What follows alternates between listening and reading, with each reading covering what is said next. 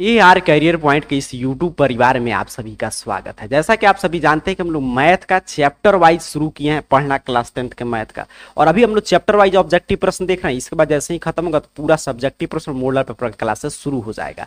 इस क्रम में पूरे 5 चैप्टर तक अर्थात कि एपी तक के जो महत्वपूर्ण प्रश्न जो कि इस साल सीधे आपके परीक्षा में पूछे जा सकते हैं उसकी चर्चा हम लोग कर चुके हैं। अगर क्लासेस छूटा होगा तो चैनल को सब्सक्राइब करके प्लेलिस्ट सेक्शन में जाइएगा, क्लास 10th मैथ 2025 के नाम से प्लेलिस्ट मिल जाएगा, उसमें आप चैप्टर वाइज देख सकते हैं या लिंक मैं डिस्क्रिप्शन बॉक्स में दे दूंगा। चलिए शुरू करते हैं। आज काफी महत्वपूर्ण चैप्टर है, छठा चैप्टर, जिसका नाम आप जानते हैं ट्रायंगल अर्थात कि त्रिभुज है। इससे खूब प्रश्न आते हैं मैट्रिक बोर्ड एग्जाम में। काफी आसान और छोटा सा चैप्टर है। इसमें क्या है, बस कुछ सेट पैटर्न रहता है, उसी पैटर्न पे प्रश्न पूछा जाता है। तो आराम से पेन कॉपी ले लीजिए, मोबाइल को फुल स्क्रीन मोड में करके रख दीजिए और एक एक प्रश्न को हम लोग देखेंगे। बस आप सेट पैटर्न सीख लिए, समझ लिए, तो इससे कोई भी प्रश्न आएगा एग्जाम में नहीं छूटेगा, क्योंकि इसी पैटर्न पे प्रश्न आएगा। हो सकता है आज के क्लास से सीधे सीधे प्रश्न आए, नहीं तो ये भी हो सकता है कि मैथ है तो मान लीजिए जहां पे हम लोग एक्स लेकर सीखेंगे वहां पे एग्जाम में 2x देते, बस इससे लेकिन बाहर प्रश्न नहीं आएगा। चलिए शुरू करते हैं। त्रिभुज चैप्टर मैट्रिक बोर्ड एग्जाम 2025 में देख लीजिए, इसी रूप में प्रश्न आपका तैयार किया जाएगा। यहाँ पे प्रश्न का ये प्रारूप है। फर्स्ट, प्रथम और द्वितीय पाली का विषय कोड वगैरह है, सिलेबस की हम लोग चर्चा कर चुके हैं। अब देखिएगा जो कॉन्सेप्ट का यूज होगा ऑब्जेक्टिव बनाने के लिए, पहले उस कॉन्सेप्ट को हम लोग रिवीजन करेंगे। ध्यान से मैं बोला कि अगर आप अंत तक देख लेते हैं ना तो त्रिभुज से कोई भी प्रश्न आएगा, प्रथम या द्वितीय पाली में एग्जाम हो, आपसे गलत नहीं होगा। बारीकी से सीखिएगा पेन कॉपी लेकर। अब जो त्रिभुज है आप जानते हैं कि 3 भुजाओं से घिरी हुई आकृति है। इसमें हम लोग मैं ज्यादा डिटेल में नहीं जा रहा हूं कि त्रिभुज के अंतःकोणों का योगफल 180 डिग्री होता है, ये सब तो कॉमन बात है, आप जानते होंगे। अब देखिए, 2 त्रिभुज समरूप कब होते हैं? तो जब उनके संगत कोण बराबर हो। कहने का मतलब क्या है, यहाँ पे हम लोग देखते हैं, अगर इसमें त्रिभुज होगा तो यहाँ पे बनाकर हम लोग समझेंगे ताकि अच्छा से आपको समझ में आए। अब देखिए, एक ए त्रिभुज है और एक ए अपना त्रिभुज है, ध्यान से देखिएगा। अब इसमें कह रहा है कि 2 त्रिभुज समरूप कब होते हैं। समरूप और सर्वांग सम के बारे में हम लोग पढ़े थे 9th में भी। अब देखिए यहां पे कॉन्सेप्ट सीखिएगा। मान लीजिए ये त्रिभुज है अपना ए बी सी और ये त्रिभुज है मान लीजिए पी क्यू आर। अब कह रहे कि ये दोनों त्रिभुज आपस में समरूप होंगे कब? तो 2 कंडीशन अगर फुलफिल कर रहे होंगे। पहला कंडीशन कि इनके संगत कोण बराबर हो। सर संगत कोण कौन है? तो जो जिसके सामने वाला हो, जैसे कोण ए बराबर कोण पी हो, ये संगत है। कोण बी बराबर कोण क्यू हो, कोण सी बराबर कोण आर हो, तो हम कहेंगे कि त्रिभुज ए बी सी और त्रिभुज पी क्यू आर आपस में क्या है? समरूप है। Everything is clear. अब देखिए दूसरा कंडीशन क्या कर रहा है, उनकी संगत भुजाएं एक ही अनुपात में हो, अर्थात की समानुपाती हो। मतलब कि यहां पे संगत भुजा, तो यहां पे देखिए ए बी का संगत भुजा तो ए वाला होगा सर पी क्यू, ये सभी एक ही अनुपात में हो। ए सी का संगत भुजा तो कहेंगे सर पी आर। समझ रहे हैं आप? अब यहां पे देखिए बी सी की संगत भुजा तो सर क्यू आर। क्लियर है? तो जब कोई भी 2 त्रिभुज दिया रहेगा वो आपस में समरूप कब होंगे? तो जब उनके संगत कोण आपने क्लियर देखा, और उनकी संगत भुजाएं जब एक ही अनुपात में हो। चलिए यहां तक कोई डाउट नहीं। तो इस कॉन्सेप्ट से प्रश्न आएगा, इसको प्रश्न में कैसे प्रयोग करना है क्वेश्चन में, ये मैं आगे आपको सिखाऊंगा। अब यहां पे देखिए प्रमेय 6.1 जो आपका प्रमेय है, ये इससे खूब प्रश्न बनेंगे ऑब्जेक्टिव। कह रहा है कि यदि किसी त्रिभुज की एक भुजा के समानांतर अन्य 2 भुजाओं को भिन्न भिन्न बिंदुओं पर प्रतिच्छेद करने के लिए एक रेखा खींची जाए तो ये अन्य 2 भुजाएं एक ही अनुपात में विभाजित हो जाती है। कहने का मतलब क्या है, यहां पे देखिएगा कि मान लीजिए ये एक अपना त्रिभुज है, ठीक क्लियर है। अब इस त्रिभुज का कुछ नाम देते हैं हम लोग समझने के लिए, सर ए बी सी दे दीजिए। अब कह रहा है कि इसकी एक भुजा के समानांतर, मान लीजिए बीसी है, इसके समानांतर एक रेखा खींचे जो ए बी और ए सी को अलग अलग बिंदु पर प्रतिच्छेद करे तो अन्य 2 भुजाएं एक ही अनुपात में विभाजित हो जाती है। मैंने समझिए कि अगर इस त्रिभुज चैप्टर से प्रश्न आएगा तो उसमें से अगर मान लीजिए टोटल प्रश्न को हम लोग 100% मान ले तो उसमें से 60 से 70% प्रश्न इसी कॉन्सेप्ट पे बन जाएगा। तो इसको ध्यान से समझिएगा। मतलब एक त्रिभुज है और इसके समानांतर हम एक भुजा यहां पे खींच दिए डी ई, तो ये क्या करता है, इसके जो भी भुजा एक ही अनुपात में बढ़ जाएगा। मतलब सर ए डी बटा में डी बी बराबर हो जाएगा आपका ए ई बटा में ई सी। क्लियर? क्या यही होगा? कोई भी भुजा उठा लीजिए, जैसे मैं कहूं कि यहाँ पे ए बी बड़ा वाला लेंगे, ए बी बटा में बी डी, तो इधर क्या लिखना पड़ेगा? इधर जब बड़ा लिए तो सर इधर भी बड़ा लेंगे ए सी, और इधर बी डी यहां से लिए तो इसका संगत ए ई सी हो जाएगा। क्लियर है? चलिए, तो इस पे सारा कॉन्सेप्ट है, इस पे ज्यादातर प्रश्न इसी पे बन जाएंगे। आगे पर में 6.2 क्या कर रहा है कि यदि एक रेखा किसी त्रिभुज की दो भुजाओं को एक ही अनुपात में विभाजित करे तो वह तीसरी भुजा के समानांतर है। मतलब इसका ये विलोम है, उल्टे बात कह रहा है कि अगर एक ही अनुपात में है तो समझिए इसका ये समानांतर है। चलिए आगे बढ़ जाते हैं। पर में 6.6 का भी यूज करेंगे हम लोग ऑब्जेक्टिव बनाने के लिए। सिर्फ जो ऑब्जेक्टिव प्रश्न में कॉन्सेप्ट का यूज होगा उसको मैं समझाकर सीधे प्रश्न पे आपको लेकर चल रहा हूं। बताया जा रहा है कि दो समरूप त्रिभुज के क्षेत्रफल का अनुपात इनकी संगत भुजाओं के अनुपात के वर्ग के बराबर होता है। मतलब क्या कह रहा है सर? अगर दो त्रिभुज हम लोग लें, यहां पे ध्यान से देखेंगे, दो त्रिभुज हम लोग लें, ए हो गया सर ए बी सी और ए हो गया पी क्यू आर। अगर दोनों त्रिभुज समरूप हैं, कंडीशन क्या है? समरूप हैं, तो इनका जो क्षेत्रफल होगा, मतलब सर एरिया, क्षेत्रफल जो होगा त्रिभुज ए बी सी का, और यहां पे एरिया जो होगा मतलब क्षेत्रफल होगा त्रिभुज पी क्यू आर का, ये जो होगा क्षेत्रफल का अनुपात, बटा का मतलब अनुपात, इनकी संगत भुजा के अनुपात के वर्ग के। संगत भुजा फिर मैं बता रहा था कि ए बी और ए बी का संगत क्या होगा? पी क्यू, इसके स्क्वायर के बराबर होगा। क्या ए बी पी क्यू किसे कोई भी उठा लेंगे, ए सी और आपका पी आर के स्क्वायर के वर्ग के बराबर होगा। या सर यहां पे बी सी और बटा में क्यू आर के स्क्वायर के बराबर होगा। इससे भी खूब प्रश्न आएगा, त्रिभुज का क्षेत्रफल देगा, कहेगा संगत भुजा का अनुपात निकालिए, तो सीधे वर्गमूल निकाल देते हैं। फिर कभी संगत भुजा का अनुपात देखेगा, दे देगा प्रश्न में, और कहेगा इसका क्षेत्रफल का अनुपात बताइए, दो त्रिभुज समरूप है तो वर्ग कर देंगे। वही कॉन्सेप्ट था। चलिए आगे बढ़े। यहां पे अब देखिएगा, कह रहा है कि यदि किसी समकोण त्रिभुज के समकोण वाले शीर्ष से कर्ण पर लंब डाला जाए तो इस लंब के दोनों ओर बने त्रिभुज संपूर्ण त्रिभुज के समरूप होते हैं तथा परस्पर भी समरूप। अब जानते हैं समकोण त्रिभुज में क्या होता है कि एक कोण 90 डिग्री होगा। ये कितना है? 90 डिग्री। कह रहा है कि समकोण त्रिभुज के समकोण वाले शीर्ष से कर्ण पर, मतलब कि इससे अगर हम लोग कर्ण पे लंब डालें, ठीक है, तो दोनों ओर बने त्रिभुज संपूर्ण त्रिभुज के समरूप होते हैं। मतलब जो ये त्रिभुज बन गया, ये त्रिभुज बन गया, ये पूरे त्रिभुज के समरूप होगा और उसके साथ साथ आपस में भी समरूप होंगे। मतलब कि यहाँ पे मान लीजिए ए बी सी है और यहाँ पे बी डी हम लोग लंब डाल दिए, तो ये जो बड़ा वाला त्रिभुज है ना ए बी सी, इसके समरूप होगा त्रिभुज ए छोटा वाला बी डी, या आपका बीटीसी, और आपस में भी दोनों त्रिभुज समरूप होंगे। बस यही बात कर रहा है। चलिए आगे बढ़ते हैं।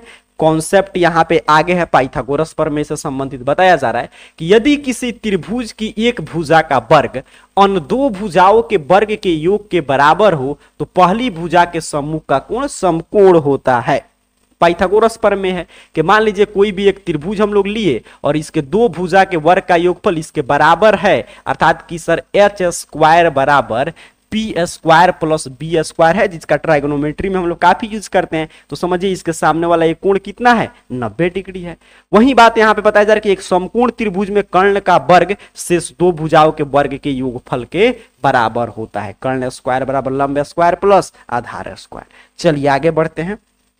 अब प्रश्न शुरू हो गया, ध्यान से यहां से समझिएगा। मैं बोला कि इससे सीधे सीधे प्रश्न आएगा, नहीं तो यहां पे मान लीजिए जैसे यहाँ पे x है 4 है तो वहां पे y दे देगा 5 दे देगा, बाकी प्रश्न इससे बाहर नहीं आने जा रहा है। बारीकी से सीखिएगा, काफी आसान चैप्टर है। देखिए इसमें सेट पैटर्न है, आपको कुछ नहीं समझ में आया, सिर्फ पैटर्न अच्छा ऐसा प्रश्न आ रहा है, ऐसे बन रहा है, वैसे यहाँ पे एग्जाम में सॉल्व कर लेंगे।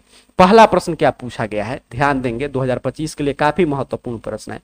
त्रिभुज ABC में जैसे ही त्रिभुज से प्रश्न आए, जैसे ही कहे त्रिभुज का नाम ले, वैसे ही आपको एक त्रिभुज बना लेना चाहिए ताकि आपको क्लियर समझ में आए। ठीक है, यहाँ पे देख लीजिएगा, मैं इसका थोड़ा सा कलर वगैरह चेंज कर दे रहा हूं ताकि आपको यहाँ पे समझ में आए, दिखाई दे। चलिए यहाँ पे हमने जैसे एक त्रिभुज बना लिया आपको समझाने के लिए। अब देखिए कह रहा है कि ये त्रिभुज क्या है सर, तो ABC है, अब कह रहा है कि डीई समानांतर है बीसी, मैं शुरू में ही आपको बताया था कि इस पे खूब प्रश्न आएगा।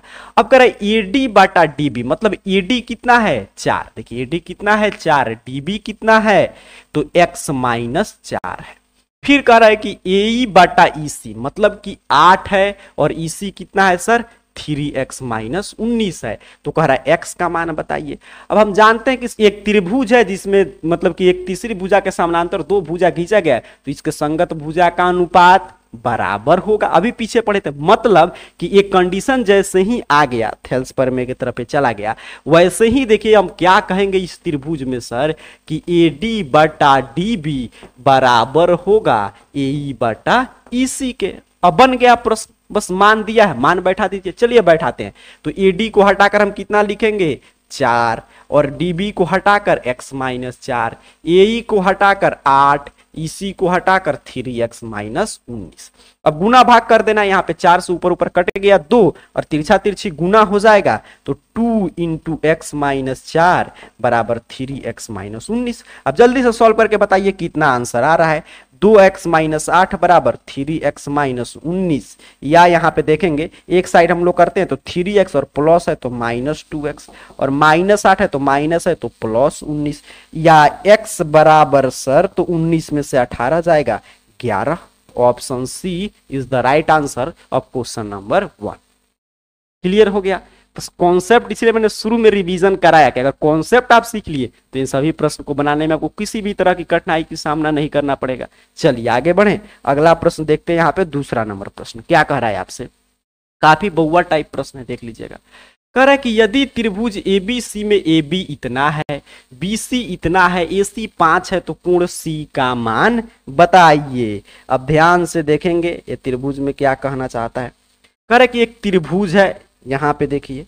अब कह रहा है कि इसमें ABC हम लोग नाम दे देते हैं, ठीक है। इसका क्या नाम देते हैं ABC। कह रहा है आपका कि AB 13 है, BC 12 है, AC 5 है। कुछ दिखाई दे रहा है? पाइथागोरस ट्रिपलेट बन गया कि अब हम लोग पढ़े थे कि दो भुजा के अगर वर्ग का योगफल इसके बड़ी भुजा के वर्ग के योगफल के बराबर हो तो इसके सामने वाला कोण कितना होता है, कोण सी कितना होगा 90 डिग्री होगा। कितना होगा सर 90 डिग्री होगा। और देखिए बराबर होगा आप निकाल सकते हैं, 5 का स्क्वायर कीजिएगा 25, 12 का 144, दोनों जोड़ेंगे 169 जो 13 का स्क्वायर के बराबर होगा। क्लियर हो गया? बहुआ टाइप प्रश्न। आगे बढ़ते हैं, अगला प्रश्न कह रहा है आपसे कि यदि त्रिभुज ABC तथा DEF में इतना बराबर 5/7 हो तो इसके क्षेत्रफल का अनुपात। अब देखिए, अब दोनों त्रिभुज समरूप है। क्यों समरूप है? प्रश्न में तो लिखा नहीं है सर। तो शुरू में समरूपता के सिद्धांत में ही हम लोग शुरू किए थे कि अगर संगत कोण बराबर हो त्रिभुज समरूप होंगे, या उनके संगत भुजा का अनुपात बराबर हो तो त्रिभुज समरूप होंगे। अब दो त्रिभुज समरूप है, इनके संगत भुजा का अनुपात बराबर दिया है, तब इसके क्षेत्रफल का अनुपात, बहुआ टाइप कॉन्सेप्ट अभी मैं बता रहा था, इसका क्या करेंगे स्क्वायर कर देंगे। कलम उठाने की भी आवश्यकता नहीं है। जल्दी से बताइए कितना होगा। कहेंगे सर 5 का स्क्वायर 25 और 7 का स्क्वायर 49। Option B. क्लियर है? कोई डाउट नहीं? आगे बढ़ते हैं। मैं बोला कि त्रिभुज काफी आसान चैप्टर है, ध्यान से अंत तक देखिएगा। आप देखिए अगला प्रश्न फिर उसी कॉन्सेप्ट पे है, बट प्रश्न थोड़ा सा ये पूछा गया था पिछले साल, थोड़ा ध्यान से देखेंगे। कहे त्रिभुज ABC और PQR समरूप त्रिभुज है, यदि AD और PC कोण A और कोण P के अर्धक हैं तथा AD और PS इतना है तो क्षेत्रफल। जब भी देखिए समरूप त्रिभुज में क्षेत्रफल पूछे तो आगे के बात पे आपको ध्यान नहीं देना है, सीधे आपको क्या करना होगा कि ये जब इतना है तो इसका क्या करना होगा, आपको स्क्वायर निकालना होगा। मतलब क्षेत्रफल जब निकालना है, समरूप त्रिभुज है तो अर्धक दिया रहे, भुजा दिया रहे, सीधे उसका स्क्वायर करेंगे, वर्गमूल कर देंगे। और अगर सीधे इसका उल्टा क्षेत्रफल दिया रहे और आपका संगत भुजा का अनुपात पूछे तो वर्गमूल निकालेंगे, ठीक है। और इसका वर्ग अब करना होगा, क्यों? क्योंकि एरिया पूछा है। तो चलिए वर्ग कर देते हैं, सीधे ऑब्जेक्टिव है, ज्यादा समय नहीं लेंगे हम लोग। 6.5 और बटा में 5.2। अब इसका वर्ग कीजिए, मतलब दो बार गुना कीजिए। इसको गुना कीजिएगा तो ये हो जाएगा 42.25 और इसको गुना कीजिएगा 27.4 हो जाएगा। अब इसको और हम लोग कटा सकते हैं, ठीक है। तो इसको कटाएंगे तो 169 से कट जाएगा, भाग देकर आप देख लीजिएगा 169 से कटेगा तो ये हो जाएगा 25/16, अर्थात कि 25:16। बस कॉन्सेप्ट था वही, आगे सिर्फ गुना भाग करना था। कॉन्सेप्ट क्या था तो वहीं की संगत कोई भी दो त्रिभुज अगर समरूप है, संगत भुजा का अनुपात या अर्धा का अनुपात दिया है तो उसका स्क्वायर कर देंगे, वर्ग कर देंगे तो उसका क्षेत्रफल निकलेगा। वर्ग अगर आपका क्षेत्रफल दिया तो वर्गमूल कर देंगे, स्क्वायर रूट कर देंगे तो संगत भुजा का अनुपात निकल जाएगा। आगे बढ़ते हैं। कर आपसे कि एक समबाहु त्रिभुज की एक भुजा ए है तो इसकी ऊंचाई कितनी होगी, फार्मूला पूछा जा रहा है। समबाहु त्रिभुज है, समबाहु मतलब जिसके मतलब कि भुजा बराबर है, ऐसे त्रिभुज की ऊंचाई क्या होता है तो हम लोग पढ़े हैं √3/2 गुने भुजा होता है। समबाहु त्रिभुज की ऊंचाई √3/2 गुने भुजा। अब √3/2 और भुजा कितना दिया है, ए दिया है तो सर ए हो जाएगा। अब देखिए कहां पे दिया है तो ऑप्शन बी पे, यही बात ना लिखा है, √3 इधर किया, बिल्कुल ऑप्शन बी सही उत्तर है। आगे बढ़े, अगला प्रश्न देखते हैं। कह रहे त्रिभुज एबीसी में इतना, आप देखिए ध्यान से, दो त्रिभुज हम लोग बनाते हैं एबीसी में, यहीं पे मैं बना दे रहा हूं, आपको दिखाई दे रहा होगा। एबीसी में डी समानांतर है बीसी, कह रहा है एडी 3 है, डीबी 5 है। अब ध्यान देंगे इधर दिया है एसी, ये पूरा बड़ा 5.6 है, तो कह रहा है एई बराबर व्हाट, तो एई मतलब ए कितना है, ये आपसे पूछा जा रहा है। तो मैं बोला कि जिस अनुपात में इधर है उसी अनुपात में इधर के हम नहीं निकाल सकते, बिल्कुल निकाल सकते। मैं आपसे कहूं कि ए बी बताइए, ठीक है, ए बी बताइए। एक सेकंड में आपको अच्छा से इसको समझा दे रहा हूं, ध्यान से देखेंगे। आपको मान लीजिए देखने में यहाँ पे सारा खेल पिक्चर का है, यहाँ पे देखिए, अब देखिएगा ध्यान से समझिएगा फिर से, क्योंकि इस पे प्रश्न नहीं आया ऐसा हो ही नहीं सकता है। ए बी सी है, डी है, कह रहा है ए 3 है, ए 5 है, ये पूरा देखिए, यही मैं समझाना चाहता था, ये 5.6 है, तो कह रहा है ए कितना है, ए कितना है। अब इधर ये बड़ा वाला दिया तो क्या आप इधर बड़ा वाला नहीं निकाल सकते, बिल्कुल निकाल सकते। मैं आपसे कहूं कि ए बी बताइए तो आप कहेंगे सर ए बी में ये जोड़ दीजिए, A D plus D B, 5 + 3 8 हो गया। अब इधर जब बड़ा वाला हम लोग लेंगे तो इधर भी बड़ा वाला लेंगे, क्योंकि संगत भुजा का अनुपात ही बराबर होगा। और इधर ए निकालना है तो इधर ए ले लेते हैं, ए डी का संगत ए हो जाएगा। अब बड़ा वाला इधर ए बी कितना है सर 8 है, ए सी कितना है दिया था 5.6 है, एडी कितना है तो एडी 3 है, और एई कितना है तो निकालना है, ठीक है, एक्स या कुछ भी व्हाट मान लीजिए। अब इसको चलिए हम लोग कटा देते हैं, तो यहाँ पे 8 सत्ते में 56, 0.7 हो जाएगा। गुना कर देंगे तो 7 तिरका में 21, 2.1 सेंटीमीटर। ऑप्शन डी पे दिया है तो यही सही उत्तर हो जाएगा। पूरा खेल शुरू में मैं रिवीजन जो करा रहा था कॉन्सेप्ट उसी का है, आगे तो सिर्फ उसमें मान बैठाकर गुना भाग आपको कर देना है। चलिए आगे बढ़ते हैं। कह रहा है आपसे कि यदि दो समरूप त्रिभुज की संगत भुजाओं का अनुपात 5:6 हो तो उनकी परिमाप का अनुपात क्या होगा। अब ध्यान देंगे, अब इसमें क्षेत्रफल नहीं पूछ रहा है, इसमें क्या पूछ रहा है परिमाप। अब देखिए क्षेत्रफल में क्यों हम लोग वर्ग करते हैं ये क्लियर समझेंगे। क्षेत्रफल है तो उसमें स्क्वायर में, जैसे क्षेत्रफल का आंसर देखिए कैसे हम लोग लिखते हैं, जैसे किसी भी त्रिभुज का क्षेत्रफल पूछे, भुजा पूछेगा तो इतना सेंटीमीटर, 5 सेंटीमीटर, 6 सेंटीमीटर। अगर कहे कि क्षेत्रफल तो क्षेत्रफल 5 सेंटीमीटर हो सकता है, नहीं 6 सेंटीमीटर स्क्वायर होगा, मतलब कि स्क्वायर में लिखते हैं। और परिमाप पूछे तो त्रिभुज का परिमाप स्क्वायर में होगा, नहीं होगा, सीधे सेंटीमीटर मीटर ऐसे हम लोग लिखते हैं। तो जितना उसका अनुपात होता है आपके समरूप त्रिभुज के संगत भुजा का, वही अनुपात परिमाप का भी होगा, अर्थात कि 5:6 हो जाए, क्योंकि अनुपात में क्या होता है कि आप स्क्वायर करके फिर कट जाता है। तो अब क्लियर हो गया। अब समझिए अगर इसी प्रश्न को घुमा कर पूछे, कहे कि दो समरूप त्रिभुज का परिमाप का अनुपात, ध्यान देंगे मेरे बात पर, यह भी प्रश्न बन सकता है कि दो समरूप त्रिभुज के परिमाप का अनुपात 5.6 है, तो उन दोनों समरूप त्रिभुज के क्षेत्रफल का अनुपात क्या होगा, सीधे स्क्वायर कर देंगे। क्लियर है, ठीक है। तो परिमाप अर्थक कुछ भी देकर आपको घबराना नहीं है। चलिए, और यहां पे हम लोगों ने क्या सीखा कि संगत भुजा का अनुपात समरूप त्रिभुज में और परिमाप का अनुपात बराबर होता है।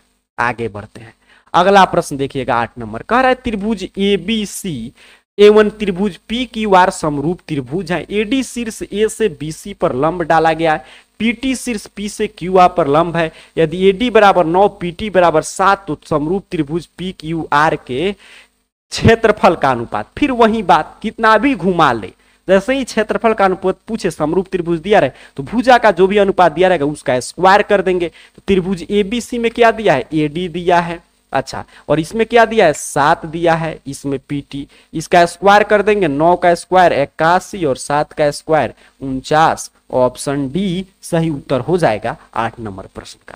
क्योंकि वही बात कर रहा था, देखिए अर्धक हम लोग निकालते ना, मैं त्रिभुज आपको बनाकर दिखा दे रहा हूं, यहाँ पे ए बी सी और यहाँ पे भी ए, मान लीजिए क्या था नाम आपका पी क्यू आर, और इस पे हम लोग अर्धक करते, यहाँ पे था इस तरह, तो ये भी तो एक भुजा ही हो जाता है इसका, तो इसी का हम लोग स्क्वायर कर देते, बस वही बात पूछा था। चलिए आगे बढ़ जाते हैं, अगला प्रश्न, बस प्रश्न घुमाने के लिए सब काम करता है।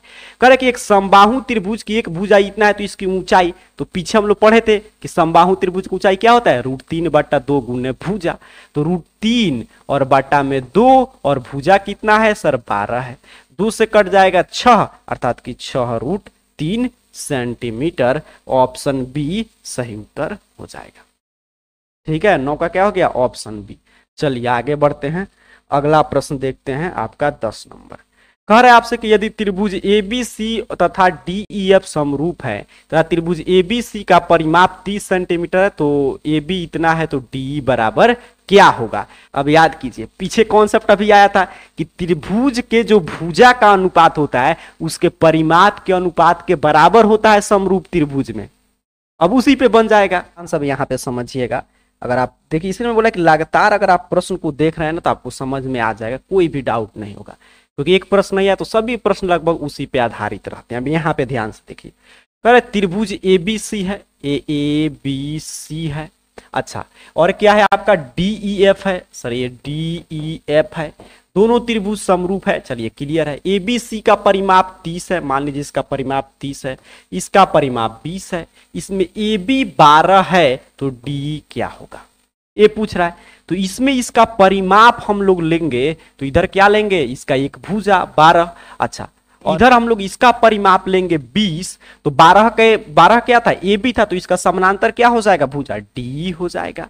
अब देखिए कटाते हैं, या DE बराबर, तो तिरछा तिरछी गुना होगा 12 गुने 20 और बटा में 30, 0 से 0 कैंसिल, तो इसको कटा देंगे और एक गुना कर दीजिए 8, अर्थात कि एक कितना हो जाएगा 8 हो जाएगा। कहां पे दिया है ऑप्शन बी पे, ऑप्शन बी सही उत्तर है। क्लियर हो गया 10 नंबर प्रश्न में, कोई डाउट नहीं, कॉन्सेप्ट मेन है बस मैथ का।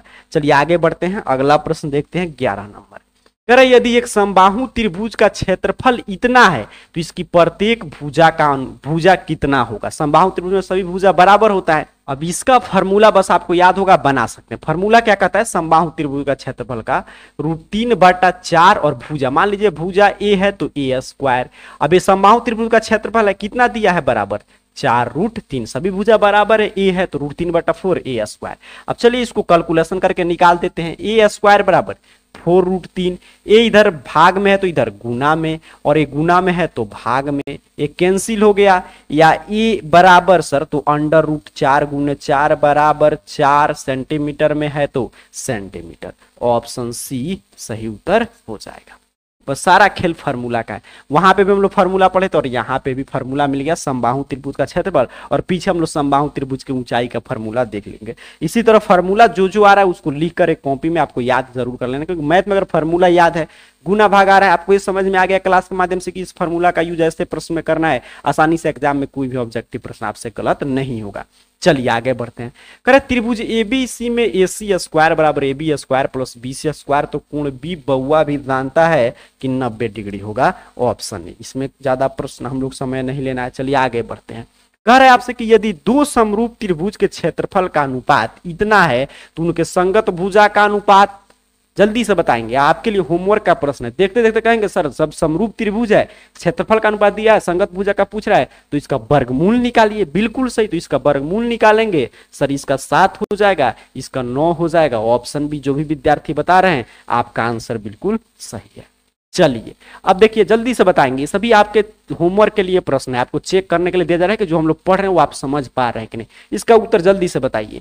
कह रहा है कि दो समरूप त्रिभुज के संगत भुजा का अनुपात इतना है तो दो त्रिभुज का क्षेत्रफल, कभी भी क्लास को देखिए कमेंट में लिखिएगा 14 और पीछे वाला जो प्रश्न था 13, उसका आंसर जरूर दीजिएगा कि आपका कौन सा आंसर आ रहा है। उम्मीद कर रहा हूं इसका आंसर आप कमेंट बॉक्स में कर दिए होंगे। तो इसका आंसर क्या होगा, कहेंगे सर जब संगत भुजा का अनुपात दिया है तो इसका स्क्वायर करेंगे, 4 का स्क्वायर 16 और 5 का स्क्वायर 25। Option C. आगे बढ़ते हैं, देखिए ऐसे ही प्रश्न पूछा जाएगा। अगला प्रश्न है, ये शानदार प्रश्न है, ध्यान से देखेंगे। कह रहे त्रिभुज एबीसी तथा डीईएफ में इतना है तो दोनों त्रिभुज समरूप होंगे। अब देखिए यहाँ पे ये त्रिभुज मैंने बनाया, अच्छा इसको मैं इधर बनाता हूं ताकि दोनों त्रिभुज एक जगह पे हो तो आपको समझने में कोई दिक्कत नहीं। जैसे ये त्रिभुज है और यहाँ पे ये त्रिभुज है। अब नाम देखिए, कह रहा है कि ये त्रिभुज है ए बी सी और ये त्रिभुज है डी ई एफ।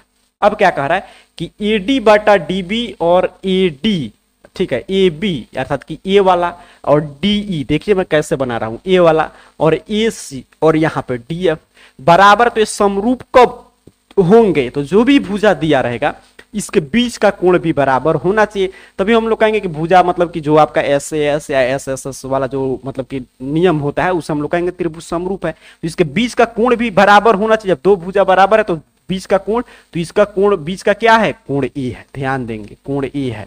अच्छा इसके बीच का कोण क्या है, कोण डी है। मतलब इस दोनों भुजा का जो चर्चा किया था उसके बीच का कोण, तो कोण ए बराबर कोण डी, ऑप्शन ए पर मिल गया तो यही सही उत्तर हो जाएगा। क्लियर है, चलिए आगे बढ़ते हैं। अगला प्रश्न कह रहा है आपसे कि अगर यहाँ पे देखिए त्रिभुज ए बी सी और इतना है, तो अब देखिए ध्यान से देखिए, कह रहा है कि आपसे कि त्रिभुज ए बी सी और त्रिभुज पी क्यू आर, ध्यान देंगे त्रिभुज ए बी सी और पी क्यू आर, ठीक है। इसमें देखिए कह रहा है कि 2AB बराबर पी क्यू, मतलब सर ए बी बटा पी क्यू, ठीक है। मतलब ये इधर गुना में था तो इधर आकर भाग में हो गया, तो इधर क्या बचा, एक बचा, और ये इधर गुना में है तो भाग में, 1:2 है, अर्थात कि ए बी 1 है और पी क्यू कितना है, 2 है। बस यही इसमें मतलब कि अंडरस्टूड था, इसको आपको समझना था। और BC 8 है, BC 8 है तो QR बराबर क्या होगा, अब कहिएगा सर AB बटा PQ बराबर होगा, ये देखिए BC बटा में QR। अब AB कितना है, तो 1/2 है, निकालनी है। BC देखिए कितना है, मैं यहाँ पर लिख दे रहा हूँ 1/2, और BC कितना है, 8 है, यहाँ पे प्रश्न में दिया भी है, और QR तो निकालना है सर। चलिए तीछा तिरछी गुना कर देंगे, QR बराबर 16, कहाँ दिया है 16 सेंटीमीटर, ऑप्शन सी पे, तो यही सही उत्तर हो जाएगा। बस कॉन्सेप्ट मेन था, मैं बोला कि बस अंक वगैरह चेंज हो सकता है, बाकी तो कॉन्सेप्ट में कोई बदलाव नहीं होगा। आगे प्रश्न देखिए, कह रहे त्रिभुज एबीसी में एडी लंब है बीसी, एडी बराबर डीसी बराबर 8, बीसी बराबर 14, तो एबी का मान कितना होगा। तो आइए हम लोग पिक्चर के माध्यम से समझते हैं बनाकर। कह रहे आपसे कि यहाँ पे एक त्रिभुज है अपना एबीसी, ध्यान देंगे त्रिभुज है एबीसी, क्लियर आपको दिखाई दे रहा है। एडी लंब है, यहाँ पे एडी लंब है बीसी पर, ठीक, मतलब ए भी 90 डिग्री हो गया, ए भी 90 डिग्री। लंब क्या किया, दोनों त्रिभुज को दो समकोण त्रिभुज में बांट दिया। अब कह रहे डीसी 8 है, ये डीसी 8 है, बीसी 14 है। अब देखिए पूरा बी से लेकर सी तक कितना है, 14 है। ए बी का मान क्या होगा, ये ए बी का मान पूछा है कि ए बी का मान कितना होगा। अब ध्यान दीजिए, अब यहाँ पे देखिए एडी कितना होगा, सबसे पहले ये लंब जो है कितना होगा, तो यहाँ पे बता रहा है कि एडी बराबर है डीसी, मतलब जितना डीसी है उतना ही एडी, मतलब डीसी 8 है तो एडी भी कितना होगा, 8 होगा। अब ये वाला तो ये देखिए पूरा यहां से लेकर यहां तक 14 है, ये 8 है, तो ये निकालना होगा, तो क्या करेंगे 14 में से 8 घटा लेंगे, जब ये 8 है तो ये 6 होगा। क्लियर हो गया। अब देखिए यहां से हम लोग घटा लेंगे, बस ये निकल जाएगा। अब जब ये दो मालूम हो गया, ये समकोण है, इसके सामने वाला भुजा क्या होता है, यहाँ पे देखेंगे ध्यान से, ये कर्ण होता है, ये क्या होता है, कर्ण होता है। तो कर्ण का स्क्वायर बराबर क्या होगा, तो आधार स्क्वायर प्लस लंब स्क्वायर। बस इतना समझ गए, प्रश्न बन गया। अब BD का स्क्वायर, तो BD कितना है, 6 का स्क्वायर। AD कितना है, 8 का, 6 का 36, 8 का 64 बराबर 100, वर्ग हटेगा वर्गमूल हो जाएगा 10। कहां पे दिया है, 10 सेंटीमीटर, ऑप्शन सी पे। बस देखिए त्रिभुज में क्या है, एक त्रिभुज जैसे ही प्रश्न आए ना, आपको त्रिभुज बना लेना है और उसमें हर एक डाटा लिखते चलना है ताकि क्लियर हो जाए कि कौन सा कॉन्सेप्ट कौन सा फार्मूला का इसमें यूज हो रहा है। बाकी कुछ नहीं है, बाकी मैंने पूरा कॉन्सेप्ट सिखा दिया और किस कॉन्सेप्ट से कौन सा प्रश्न आ रहा है ये भी मैंने बता दिया। कोई भी सोशल मीडिया हैंडल आप यूज करते होंगे, चाहे Telegram app, WhatsApp channel, Instagram, Facebook, कोई भी ऐप आप यूज करते हैं तो उस पर AR कैरियर पॉइंट सर्च करके ज्वाइन हो जाइएगा। सभी सोशल मीडिया हैंडल का ऐसे लिंक जो है मैं डिस्क्रिप्शन बॉक्स में दे दूंगा, वहां पे आपको सभी अपडेट आपके लिए प्रोवाइड किया जाता है। तो उम्मीद कर रहा हूं त्रिभुज चैप्टर से कोई भी प्रश्न आएगा एग्जाम में आपसे गलत नहीं होगा। चैनल को सब्सक्राइब करके रखिए क्योंकि हम लोग चैप्टर वाइज पढ़ रहे हैं। हर एक विषय चाहे आपका संस्कृत हो, मैथ हो और सभी सब्जेक्ट का आपका डिमांड आएगा तो उसका भी क्लासेस जल्दी शुरू कर दिया जाएगा। बाकी पीछे का कोई भी चैप्टर छूटा है क्योंकि मैं 15 चैप्टर का 15 वीडियो क्लास दूंगा, जो विद्यार्थी देख लेंगे उनका मैथ में आसानी से 50 में 50 ऑब्जेक्टिव सही होगा। तो आप लिंक डिस्क्रिप्शन बॉक्स में मिल जाएगा या चैनल को सब्सक्राइब करके देख सकते हैं। मिलेंगे कर फिर इसी समय पे, तब तक के लिए पढ़ाई करते रहिए। आप सभी को बहुत बहुत धन्यवाद।